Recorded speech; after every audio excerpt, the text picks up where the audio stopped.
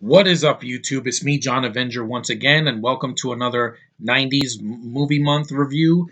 And this is the review of the 1991 sequel to the Full Moon produced film Trancers, because the original came out in '85, so I can't review that until probably Sci Fi Month 2. But this is the sequel that came out the same year as Terminator 2, and that is Trancers 2.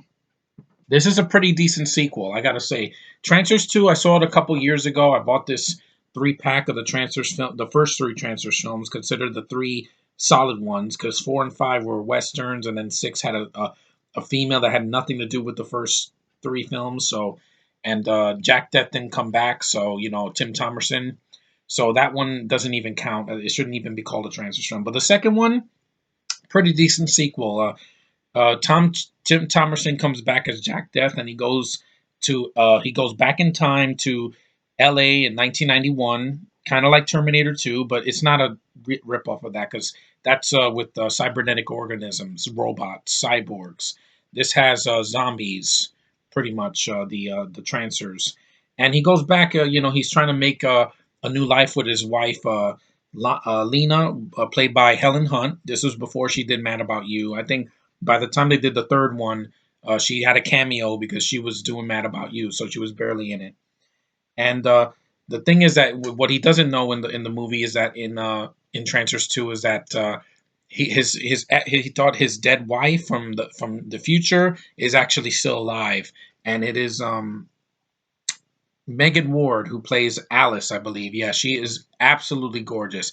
That's the kind of woman that I would want to see in my sci-fi movies. Yeah, call me crazy, but a sexy brunette, freaking American chick that's with tight jeans and has one of her lines in this movie. I'm not even kidding. Is like, oh, I want to make love to you so badly. Yeah, I can't hate a chick that will say that in a sci-fi movie. And besides, this one is rated R compared to the first one. The first one was PG-13 in 1985, so this one they upped the ante with the violence, and they made it more for adults. And also the third one. But yeah, Megan Ward is pretty much the one that steals the movie from Tim Thomerson. He gets to work with not one beautiful woman, but two.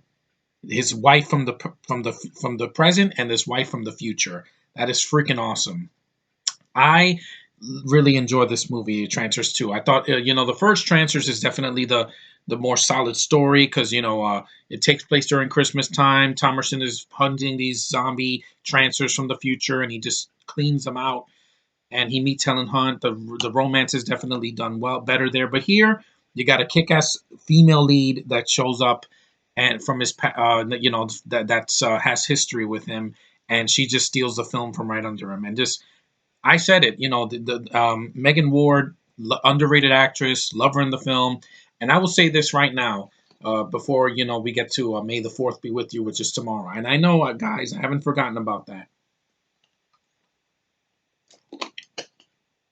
Megan Ward from back in the '80s or the '90s, that woman is gonna be better than anybody in any female actress in any Star Wars movie for the rest of eternity. I will say that right now before midnight. Megan Ward has been in films that I given a shit about. Trancers 2. She has a small part in Trancers 3. She did another full moon movie, I think. I think it was called Arcade, and she's great in that. I mean, I would love to see her again, no matter how old she is now. I saw the Rogue One trailer like a couple weeks ago, and it was the last thing I did before my hiatus. And I saw it again, and I saw a piece of it with your female lead, Felicity Jones. And I swear, this is how she talks. I rebel, I rebel, I rebel, I rebel, I rebel, I rebel. Megan Ward never talks like that in any movie I've ever seen her in. That's what the problem I have with movies nowadays, that they don't have badass female leads that I buy that are American that can talk normal. They don't talk like freaking blithering idiots. I rebel, I rebel, I rebel. I know this is not a Star Wars review, but I had to get that out there because people need to know why I'm hating on these new slew of sci-fi films. Sci-fi is my favorite genre, and when you screw with it, I get upset. I take it personally. People should know that. That's why Fembusters, I'm not going to watch it because It's a sci-fi comedy that is not needed, and it's insulting to me since I love the original Ghostbusters.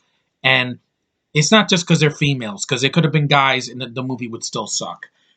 Give me someone that I buy in my sci-fi films. I buy Tim Thomerson. He's a badass here, and he's a badass in Doll Man. I buy Helen Hunt. Really funny actress, really good dramatic chops. I just saw a couple months ago. I saw her in her Oscar-winning performance in As Good as It Gets. Great drama, really solid performance. I buy her. Megan Ward. You introduce her correctly in the sequel. It doesn't feel forced. She's so sexy. Just her character is sexy. Her personality is sexy. I don't get that with movies nowadays anymore. Besides that girl right there in the Avengers. Yeah, freaking Black Widow. They're like, oh, but she would be her part would be more for a man than a woman. She's not feminine at all. Yeah, believe me, she's feminine. I know the difference. Okay, I'm going on a tangent, but Trancers 2 is a good film. If you have not seen it, see this, and then you can see the first one to see how they did it back in the 80s. But I went on tangents because I'm sick of sci-fi movies getting pissed on by these foreign dumbasses that are just they don't belong here. They do not belong in my favorite genre all the time. It's just overkill. What's next? Are they going to do a reboot of Trancers and put Emily Blunt in it? No, thank you. Or this girl from The Force Awakens, or freaking Gwendolyn Christie from the Game of Thrones. I don't watch Game of Thrones. Sorry, I don't watch it. I watch stuff like this from the past. The first Trancers, awesome. Second one, awesome. Third one, decent. And they have practical effects. These movies have really good practical effects. No CGI, no freaking bad green screen, no creatures that look like crap, and also the running time of the second movie is 88 minutes. It's not 2 hours and 15 minutes. It's not 2.5 hours. It's not 3.5 hours like whatever Avatar 2 is going to be. Sci-fi movies don't need to be 3 hours to tell a good story. This one did it in half that time. Yeah. And I respect the filmmakers who directed this. Charles Band. I respect that man because he made a lot of good movies on a low budget, and he used everything he had back in the 80s and the 90s. Everything he had. The man never had $100 million budget to blow away on BS CGI. He did use CGI later and in most of his films in the 2000s and the 2010s, but hey, everybody's jumping on that bandwagon at least once when they're major motion picture directors and producers and such, or second unit directors. But anyway, Trancers 2 is a good film. This is not a rant on the film. I do like the film. Give it a watch. It's an awesome 90s film. It's nostalgia. This is nostalgia that I can get behind. I'm tired of this sci-fi movies now. It's all gonna be. It's gonna wow you. It's gonna speak to you like Ex Machina. That's not for me. I'm sorry. I want to be taken to a world where I've never been before, like in Trancers. I want to be. I want to feel like I'm there in space, like I was in Guardians of the Galaxy. That was what sci-fi is all about for me. Going to other worlds and seeing the vast area and not being in a boring freaking desert. Yeah, sorry, it's not for me. Give me a sci-fi movie that I buy.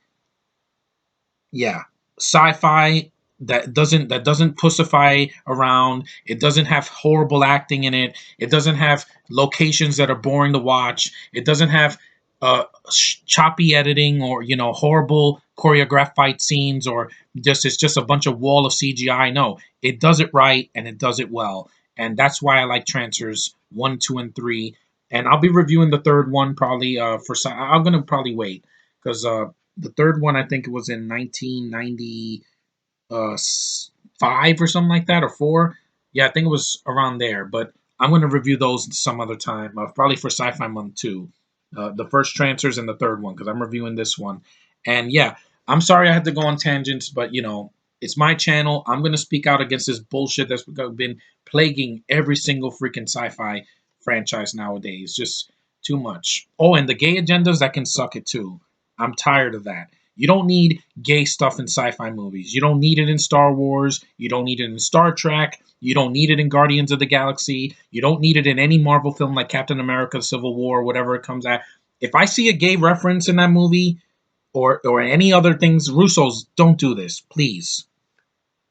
Don't put any gay stuff in our Marvel movies. We don't need it. I don't need to see two men married or kissing. It's not for me. It makes me uncomfortable. My sci-fi movies don't need that.